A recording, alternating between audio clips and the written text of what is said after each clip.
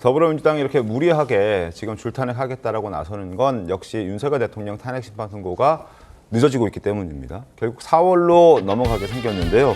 지난달 25일 변론 종결 이후에 오늘까지 35일째 선고 기일조차 잡지 못하고 있습니다. 헌재 내부에서 무슨 일이 벌어지고 있는지 우리가 정확하게 알 수는 없지만 적어도 재판관들 사이에 이견이 깊은 것은 분명해 보입니다. 대체 언제쯤 결론이 날까요? 또 어떤 결론이 나올까요? 자, 화면 보겠습니다. 이제 4월로 왔습니다. 이제 오늘 3월 31일이니까 4월 4일, 4월 11일 지금 현재 시점에서는 이 두 날이 선고가 유력하다라고 점쳐지는 날입니다. 그러나 4월 18일 문영배 이미선 재판관의 퇴임 이후에 선고의 결과가 나올 수도 있습니다. 그 가능성을 배제할 수는 없는 그런 상황입니다. 실제로 여권 내부에서는 4월 18일 이후로 밀려질 가능성을 거론한 적도 있습니다. 들어보겠습니다. 평의가 지금 상당히 난항을 겪고 있다. 4월 18일에 두 재판관이 퇴임을 하시기 때문에 아, 그걸 넘어갈 수도 있다고 내다보세요? 그럴 가능성이 있다라고 말씀하시는 분들도 지금 실제 등장을 하기 시작을 했습니다. 아니, 헌법재판관들이 8대 0이라는 만장일치를 희망했던 게 아닌가. 국민적 너무 중요한 거니까 국민적 통합적 차원에서 더 이상 8대 0으로 만들다고 하면 4월 18일을 훅 넘어갈 수 있다. 이후에 어쨌든 간에 4월 18일 이후의 가능성도 배제할 수는 없다는 것이 국민의힘 의원들의 주장입니다. 그리고 이런 전망이 나오는 데는 재판관들끼리 쟁점을 정리하는 이 평의 시간이 짧아졌다는 것도 그 근거로 작용하고 있는 것 같습니다. 앞서도 저희가 신문에서 설명을 드렸었는데 3월 26일 수요일에 평의 시간은 30분밖에 안 됐습니다. 만나서 인사하고 그냥 얘기하고 그냥 끝났다는 거죠. 논의 자체가 거의 없었다라고 봐도 무방할 것 같습니다. 30분이면. 그리고 27일에는 평의가 아예 없었고 물론 일반 사건 선고가 있었기 때문이기도 합니다. 28일 금요일에는 1시간 정도 있었다는데 과거 우리 기억을 더듬어 보면 밤이 늦게까지 불을 끄지도 않고 계속된 평의로 이렇게 길어졌다. 긴 평의를 진행하고 있다. 이런 표현들이 많이 등장했었는데 지금은 30분 없거나 1시간 굉장히 짧아졌다는 겁니다. 이것 또한 어떤 의미가 있지 않을까라는 생각도 드는데 구자룡 변호사님 어떻습니까? 사실 저는 이제 결론이 날 정도까지 정리가 됐다 이렇게 생각을 하거든요. 결론 났기 때문에 저렇게 짧아진다? 예, 그리고 그거에 대한 정치권의 반응을 보면 민주당은 조속히 결정 내라라는 발언도 하지만 근데 지금 마은혁 임명에 대한 얘기가 더 커지고 있어요. 근데 지금 국민의힘 쪽에서는 빨리 선고하라는 목소리가 많이 나오고 있습니다. 지금 나경원 의원도 그렇고 대통령 변호인단도 지금 할 수 있는 걸 다 했고 분위기 좋다고 파악하고 있는 걸로 알려져 있거든요. 지금 기류 변화는 지금 5대3 설에 대해서 민주당도 그렇게 믿고 있다. 정치권 전체가 다 그렇게 생각을 하고 있다 이렇게 생각을 하고 평의 시간으로 유추해 봤을 때도 평의라는 거는 어떤 사실관계나 증거나 이런 세부적인 쟁점에 대해서 논의하는 시간이거든요. 그 시간이 길면은 기본 밑작업에 대해서도 정리가 안 됐구나 이렇게 볼 수 있는데 지금 30분이면은 어떤 쟁점에 대해서 논의할 수 있는 시간이 아니에요. 사실 턱없이 부족한 시간이기 때문에 30분, 평의 없음, 1시간 이거는 밑작업, 어떤 쟁점에 대해서 사실관계는 사실 거의 다 정리가 됐고 당장 이번 주에 평결합시다라고 잡아도 무리 없지 않나 이런 생각이 들 정도거든요. 오히려 지금은 평결을 왜 미루고 있는지에 대한 의문이 들고 그래서 문영배 소장이 이거 선고하고 싶어 하지 않는 거 아니냐, 평의를 미루지 않는 거냐라는 그런 설들이 나오고 4월 18일까지 안 하고 나갈 가능성도 높다. 왜냐? 답이 기각이기 때문에 이런 얘기들이 나오는 게 여기에서 유추할 수 있는 거다. 제가 보기에도 평의가 굉장히 짧다는 거는 그런 설에 대해서도 근거는 부여한다 이런 생각이 듭니다. 나를 세다가 갑자기 이렇게 확 준 건 이미 입장은 다 정해졌고 의견 조율이 안 되기 때문이다 이런 추측이신데 민주당에서는 어떻게 보고 있습니까? 네, 일단 평의가 짧아졌다는 건 두 가지로 예상을 해볼 수 있겠죠. 첫 번째는 말이 통하지 않는다, 얘기가 되지 않는다. 그렇기 때문에 더 이상 논의를 할 수가 없다라는 측면이 있을 수 있고 두 번째는 말씀하신 대로 어느 정도의 좀 의견이 서로가 공유가 된 상황에서 더 이상의 그 발표의 사실 시기만을 우리가 정하고 있지 더 이상 그 깊이 있게 논의는 되고 있지 않다라는 측면인데 저도 이미 어느 정도 입장은 정해지지 않았나 싶고요. 말씀드렸던 대로 이번 주에 이제 재보궐선거가 있고 그렇다면 이번 주 금요일이나 다음 주 금요일 정도로 저희가 예상을 해볼 수 있는데 분명히 18일 전에는 저는 이루어져야 된다고 봅니다. 네. 오히려 국민의힘에서는 뭐 빨리 한다 이렇게 얘기를 하지만 지금 언론에 나와 있는 국민의힘 의원들은 얘기를 하는 바가 계속 4월 18일 이후로 미뤄질 수 있다 이런 얘기를 많이 하시거든요. 저는 오히려 그분들이 더 희망 회로를 돌리고 있는 것이 아닌가. 기간이 늘어지면 늘어질수록 윤석열 대통령의 임기가 계속 지속이 되는 것이고 대행 체제로의 이 확장을 오히려 염두에 두고 있는 것이 아닌가라는 생각이 드는데 그런 측면에서 봤을 때는 신속하게 4월 18일 이전에 결론이 나야 하고 국가가 다시 안정적으로 돌아가야 한다라는 생각이 듭니다. 지금 그 마 후보에 대한 얘기도 더불어민주당에서 주장하고 있는 것이 사실 마 후보가 임명이 되는 순간 이게 마 후보가 변론이 종결될 상황에서 다시 참여할 수 있을지 없을지도 저희는 알지는 못합니다. 그렇기 때문에 더 길어질 수도 있는 상황에서 그럼에도 불구하고 우리가 마 후보의 임명을 주장하고 있는 것은 헌법적인 가치를 수호하고 국민에게 절차적인 정당성이 더욱더 부여되어야 하기 때문에 주장을 하고 있다고 저는 생각을 하고요. 그런 측면에서 봤을 때 더불어민주당이 지금 주장하고 있는 바가 뭐 이렇게 내부에 걱정이 되고 염려가 되어서 극단적인 줄타내기다 이런 것을 말하는 것이 아니라 초선 의원들도 제가 했던 그 발언들을 정확하게 봤더니 모든 국무위원들에게 경고를 한다라고 하면서 마은혁 후보자를 임명하지 않을 시에 그럴 때에 탄핵을 하겠다라는 그런 발언을 했어요. 그 측면은 아마도 다음에 임명되는 국무위원들은 마은혁 후보를 헌법적인 절차에 따라서 임명을 할 것이다라는 그런 가정이 또 들어가 있는 것으로 보여집니다. 알겠습니다.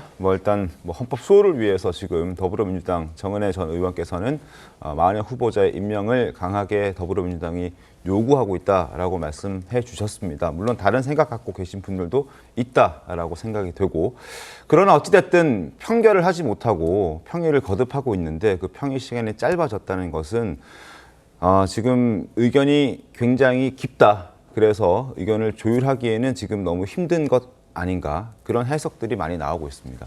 국민의힘 주진우 의원 그리고 지금 진중권 평론가도 이러한 목소리에 힘을 싣고 있습니다. 들어보겠습니다.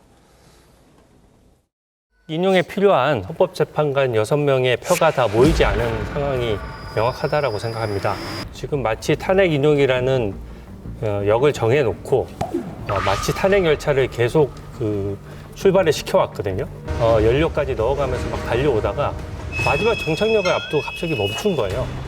장애가 생겼거나 열차가 뭔가 불량 연료로 인해서 문제가 생겼거나 그런 것이거든요. 현재 바로 인용하기 힘든 상황이다. 그렇기 때문에 좀 시간을 끌고 있는 것이다. 평결을 해야 되는데 평결을 못하고 있다는 것은 지금 평결을 못할 만한 사정이 생겼다는 거고 그걸 보면 6대2도 아니고 5대3 정도로 뭔가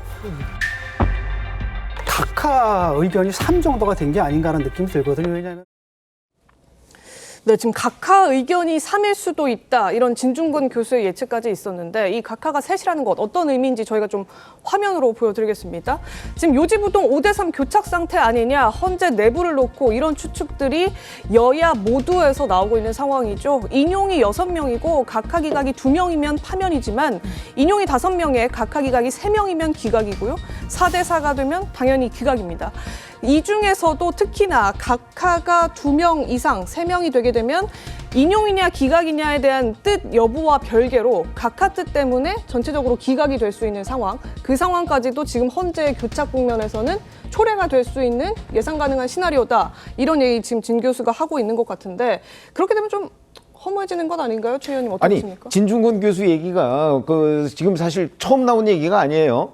저희도 여기서 5대3 얘기 얼마나 많이 했습니까? 그거는 무슨 얘기냐면 민주당이나 국민의힘은 이제 헌재 결과가 어떻게 나올 것인지에 대해서 아마 예의주시하고 있을 거예요. 그러니까 거기서 열심히 기자들 표현으로 따지면 취재를 열심히 하고 있을 거라고요. 그러니까 민주당과 국민의힘의 외부로 드러난 상황을 보면 지금 헌재가 어떻게 되고 있을 것이다라는 짐작이 가능해요. 네. 근데 민주당이 지금 마은혁 후보자에 집착하고 있어요. 아니 헌법재판소가 선고를 계속 지연시키면 헌재를 압박하면 되잖아요. 네. 헌재 빨리 선고해라. 그걸로 문제 해결되거든요. 박근혜 대통령 당시에도 8명으로 했어요. 네. 그때도 9명으로 여당이 하려고 하니까 당시 민주당이 반대했어요. 9명으로 하지 말고 그냥 8명으로 해라. 이렇게 된 거잖아요. 지금 현재 8명이에요. 8명이니까 여기서 현재 각각 재판관들의 의견이 다 나왔을 것으로 보이는데 네. 자, 그렇게 되면 이걸 취합해서 편결을 하고 선고를 하면 돼요. 근데 지금 민주당이 그렇게 안 하고 있잖아요. 민주당은 마은혁을 넣자고 그러고 있거든요. 그 얘기는 마은혁 후보자를 넣어야 탄핵이 인용된다라고 판단을 하고 있기 때문이 아니냐. 이게 얼마나 합리적인 분석입니까? 저는 뭐 거기에 이의를 제기할 수 없을 거라고 생각하거든요.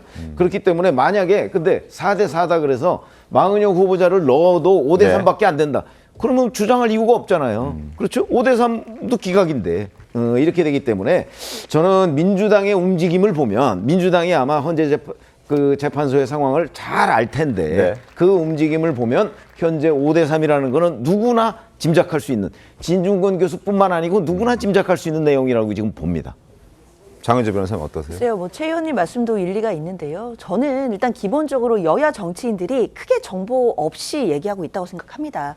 사실 헌재가 지금 굉장히 보안 유지가 철저하게 잘 되고 있다라는 평가들이 많고, 그렇다면 여야 진영 모두 다 사실상 뭐 헌재 재판관들에게 이야기를 듣거나 어떤 고급 정보를 가지고 이야기를 한다라기보다는 각자가 처한 상황이나 뭐 주관적인 기대나 이런 부분들이 투영돼서 나오는 예측들도 분명히 많다라고 보이거든요. 또 그럼에도 지금 5대 3 교착설 이런 부분들은 나오고 있지만 이 부분을 뭐 민주당에서 이걸 믿고 있다 이렇게 보기는 어려울 것 같고요.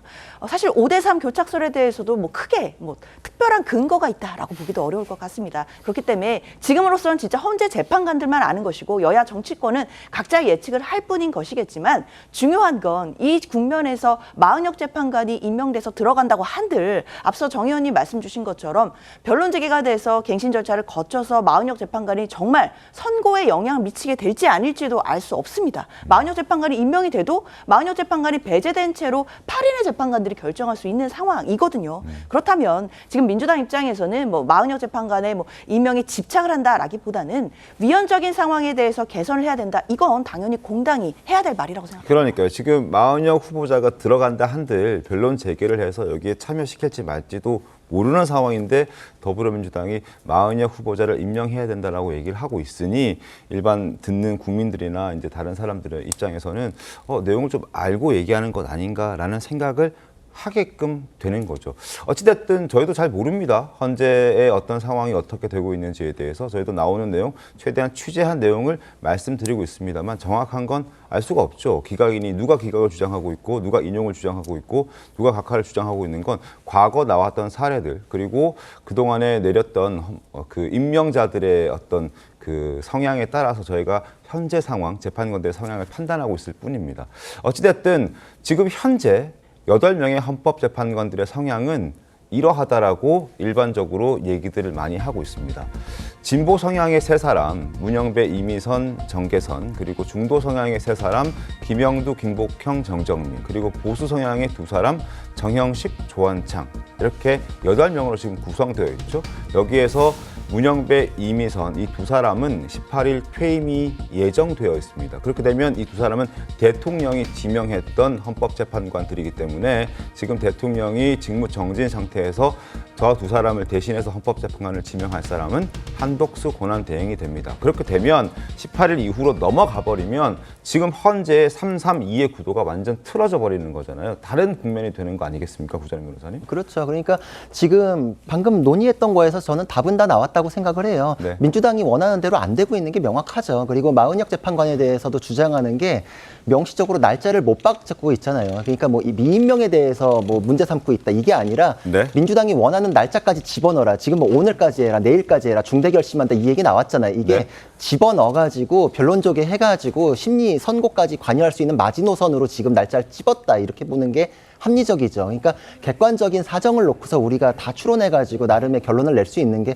사과 떨어지는 거 보고서 만류인력의 법칙 알잖아요. 우리가 그런 거예요. 지금 평의가 저렇게 짧다라는 건 재판관들의 마음은 거의 정해져 있다. 그 정해져 있는 마음을 돌이켜가지고 갑자기 기각이나 각하를 인용 쪽으로 옮긴다? 불가능해요. 그러니까 5대 3이라는 거는 민주당도 알고 있기 때문에 마은혁에 대해서 뭐 오늘까지 해라. 안 그럼 중대 결심한다. 라는 얘기까지 나오는 것이죠. 이거는 역풍까지도 고려했는데 그럼에도 불구하고 어쩔 수 없다. 이거는 지금 상태는 도저히 인용 안 된다라는 얘기를 하는 것이고 판례를 분석했을 때도 그런 게 인용하고 기각으로 나뉘더라도 6명 채우기가 어려워요. 역대 판례를 보면 인용 의견이 5명이더라도 다수 의견인데도 기각됐던 사례들은 비일비재해요. 근데 그런 상황에서 인용, 기각, 각하 세 가지 스펙트럼으로 나눠지면은 확률적으로도 떨어질 뿐만 아니라 역대 판례를 분석해도 세 가지로 나눠졌는데 위헌이 되거나 뭐 인용이 되거나 이런 사례는 거의 드물거든요. 그러니까 그만큼 민주당이 이런 사례까지 분석했을 때도 마흔역 없이는 어렵다라고 이제 자인하는 셈입니다. 그러니까 결국에는 18일을 마지노선으로 삼는 건 18일에 문영배, 이미선, 진보 성향의 재판관 2명이 빠져나가기 때문에 그 시점에 맞춰서 또 마흔혁 재판관을 임명해야 한다라고 주장하는 이유가 될 수도 있겠네요. 18일 이후로 선고가 넘어갈 걸 예측한다면? 그렇죠. 그러니까 거기에 더해가지고 문영배, 이미선에 대해서 임기 연장법도 지금 막 띄우고 있잖아요. 그러니까 그게 같이 맞물리는 것입니다.